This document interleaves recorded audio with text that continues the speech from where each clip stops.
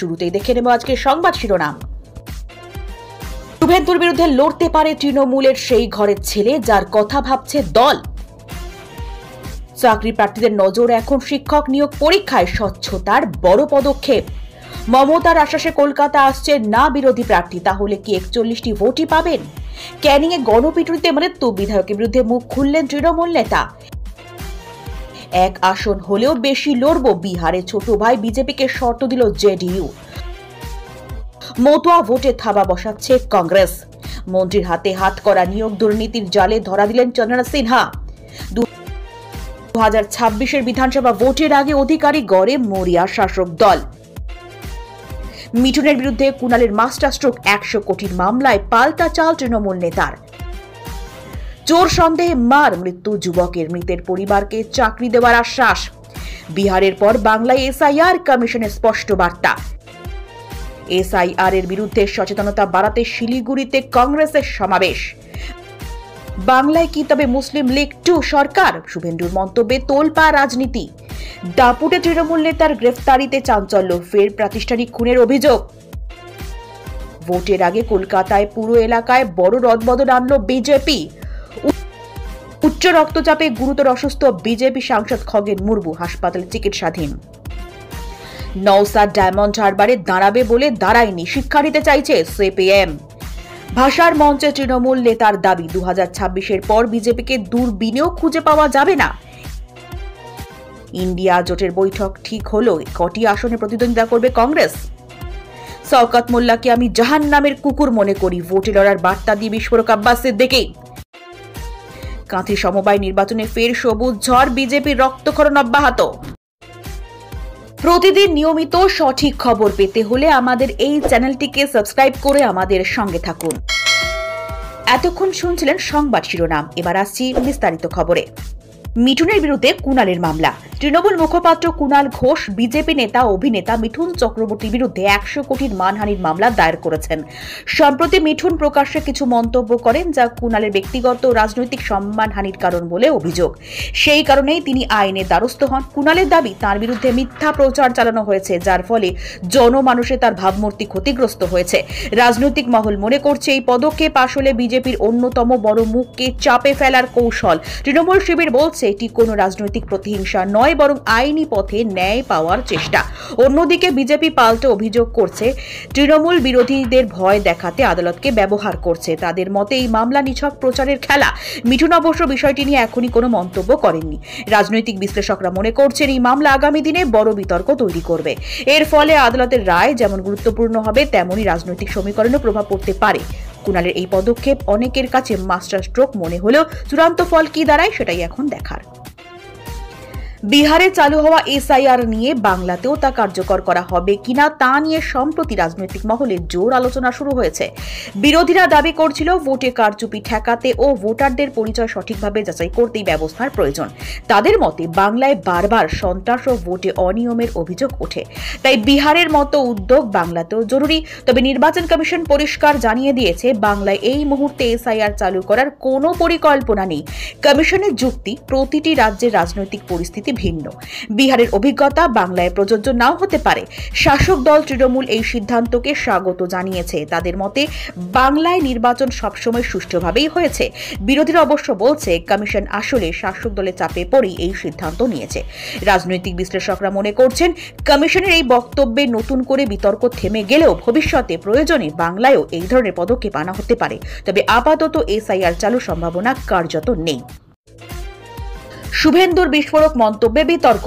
BJP নেতা শুভেন্দু অধিকারীর সাম্প্রতিক এক সভায় বিস্ফোরক মন্তব্য করেছেন। তার দাবি, বাংলায় বর্তমানে যে সরকার চলছে তা কার্যত মুসলিম লীগ 2 এর মতো।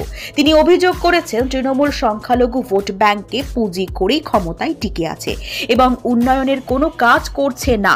এই মন্তব্য ঘিরে রাজ্যে প্রবল রাজনৈতিক তর্ক বিতর্ক শুরু হয়েছে। তৃণমূলের পক্ষ থেকে জানানো হয়েছে বিজেপি আসলে ধর্মকে হাতিয়ার করে মানুষকে বিভক্ত করতে চাইছে। তাদের দাবি সংখ্যালঘু ও সংখ্যাগরিষ্ঠ সব মানুষই তৃণমূল সরকারের উন্নয়নের সুফল পাচ্ছেন। রাজনৈতিক মহল মনে করছে শুভেন্দুর এই বক্তব্য কৌশলগত, কারণ সামনের নির্বাচন ঘিরে বিজেপি চায় সংখ্যালঘু বনাম সংখ্যাগরিষ্ঠ ইস্যুকে সামনে আনতে। সাধারণ মানুষের ওপর এর প্রভাব কেমন পড়বে সেটাই এখন প্রশ্ন। বিশেষজ্ঞদের মতে এই ধরনের মন্তব্য রাজনীতিকে আরো উত্তপ্ত করবে। তৃণমূল যদিও এটিকে গুরুত্ব দিতে চাইছে না, কিন্তু বাস্তবে শাসক বিরোধী সংঘাত আরও তীব্র হতে চলেছে। তৃণমূল নেতার গ্রেফতারি ও চাঞ্চল্য। রাজ্যের এক দাপুটে তৃণমূল নেতাকে গ্রেফতার করেছে তদন্তকারী সংস্থা। তার বিরুদ্ধে অভিযোগ গুরুতর। প্রাতিষ্ঠানিক খুনসহ একাধিক অপরাধে জড়িত থাকার অভিযোগ রয়েছে তার বিরুদ্ধে। বহুদিন ধরেই তার নাম নানা মামলায় ঘুরছিল। অভিযোগ, রাজনৈতিক প্রভাব খাটিয়ে তিনি আইনের হাত থেকে রেহাই পেয়ে আসছিলেন। এলাকায় তার দাপট এতটাই ছিল যে সাধারণ মানুষ মুখ খুলতে সাহস পেতেন না। তবে তদন্তকারীরা দীর্ঘ সময় ধরে তথ্য সংগ্রহের পর প্রমাণ হাতে পেয়ে গ্রেফতারি অভিযান চালায়। গ্রেফতারের খবর ছড়াতে এলাকায় চাঞ্চল্য ছড়ায়। বিরোধীরা তীব্র আক্রমণ শানিয়েছে। তাদের দাবি, শাসক দলের আশ্রয় প্রশ্রয় এতদিন তিনি অপরাধ চালিয়ে গিয়েছেন। তৃণমূল অবশ্য বলছে দোষী প্রমাণিত হলে শাস্তি হবেই, আইনকে কোনো রেহাই দেওয়া যাবে না। রাজনৈতিক মহলে অনেকেই মনে করছেন এই ঘটনা তৃণমূলের ভাবমূর্তিকে বড় ধাক্কা দেবে। যদিও দল প্রকাশ্যে তা মানতে নারাজ। সাধারণ মানুষও প্রশ্ন তুলছেন, এতদিন কেন আইন নীরব ছিল? সামনের ভোটের আগে এই ঘটনা বিরোধীদের হাতে বড় অস্ত্র হয়ে উঠতে পারে। সিপিএম এবার নির্বাচনী কৌশল নিয়ে নতুনভাবে ভাবতে শুরু করেছে। অতীতে জোট গঠনে ভুল সিদ্ধান্তের কারণে ক্ষতির মুখে পড়তে হয়েছিল তাদের। নওশাদ সিদ্দিকের প্রসঙ্গ টেনে বলা হয়েছে, ডায়মন্ড হারবারে লড়ার সুযোগ থাকলেও শেষ পর্যন্ত তা হয়নি। এর ফলে বিরোধী ভোট ভেঙে গিয়ে তৃণমূল লাভবান হয়েছে। এবারে সিপিএম চাইছে অতীত থেকে শিক্ষা নিয়ে আরও বাস্তববাদী সিদ্ধান্ত নিতে। তাদের বক্তব্য, জোট মানে সমঝোতা, কেউ এককভাবে সব আসনে লড়াই করলে লাভ হবে না। বিশেষ করে বিজেপি তৃণমূলের মতো দুই শক্তিশালী দলের বিরুদ্ধে টিকে থাকতে হলে বিরোধীদের একত্রিত হওয়া ছাড়া উপায় নেই। সিপিএম নেতৃত্ব জানাচ্ছে তারা এবার আর আবেগ নয়, বাস্তব পরিস্থিতির উপর নির্ভর করবে। রাজনৈতিক মহল মনে করছে এটি আসলে বামেদের পুনরুজ্জীবনের প্রচেষ্টা। যদিও তাদের শক্তি অনেকটাই ক্ষয় হয়েছে, তবুও সঠিক সমঝোতা হলে বিরোধীদের শক্তি বাড়বে। সামনে নির্বাচনে এই নতুন কৌশল কার্যত কতটা কার্যকর হয় সেটাই এখন দেখার। ভাষার মঞ্চ থেকে তৃণমূলের এক নেতা দাবি করছেন 2026 সালের পর বাংলায় বিজেপিকে দূরবীন দিয়ে খুঁজে পাওয়া যাবে না। তার কথায় স্পষ্ট, শাসক দল তাদের সংগঠন এবং জনপ্রিয়তা নিয়ে আত্মবিশ্বাসী। তিনি বলেন, মানুষের সমর্থন তৃণমূলের সঙ্গেই রয়েছে এবং ভবিষ্যতেও থাকবে। বিজেপি অবশ্য পাল্টা কটাক্ষ করেছে। তাদের বক্তব্য, দুর্নীতি, অরাজকতা এবং দুর্বৃত্ত রাজনীতিতে মানুষ অতিষ্ঠ।